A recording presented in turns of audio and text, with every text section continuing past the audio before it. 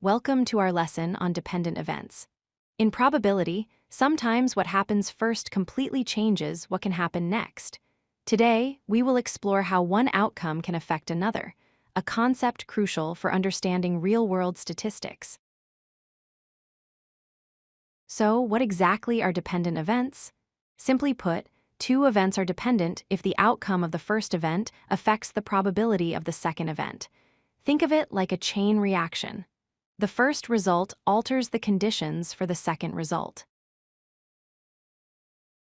In math problems, the key phrase you need to hunt for is without replacement. This implies that once you select an item, like a cookie from a jar, you do not put it back. Because you kept that item, the total number of items available for the next person has decreased. Let's visualize this with a jar of marbles. In step 1, we have a total of 5 marbles, 3 red and 2 blue. If you were to close your eyes and pick one, the probability of picking a red marble is 3 out of 5. Now imagine you took that red marble out and kept it. This is step 2. Look at the jar now. There are only 4 marbles left in total. This means for your next pick, the probability changes. The chance of picking a red marble is now 2 out of 4. The first event changed the numbers for the second event. Mathematically, we express this with a specific formula. The probability of event A and event B happening is the probability of A, multiplied by the probability of B given A. That vertical bar reads as given. It means we calculate the probability of B assuming A has already happened. Let's try a classic example with a deck of cards. Suppose we want to draw 2 aces in a row without putting the first one back. The first time, there are 4 aces in 52 cards. But for the second draw, since 1 ace is gone, there are only 3 aces left in 51 cards. When we do the math, we multiply these fractions.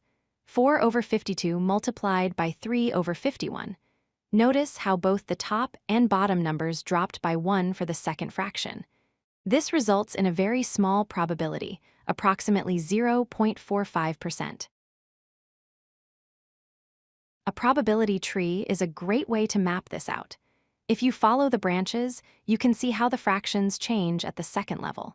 If you go up the red branch, the next set of probabilities uses a denominator of 4, not 5, because 1 marble was removed. To wrap up, remember the difference. Independent events, like flipping a coin, don't care about what happened before. The coin doesn't remember. But dependent events, like drawing cards without replacement, are all about memory. The deck changes every time you take a card. In summary, dependent events always change the total count. Always look for the phrase, without replacement, and remember to update your fractions for the second event. If you do that, you will get the right answer every time. If you like this video, hit that like button and don't forget to subscribe. Visit CodeLucky.com for more such useful content.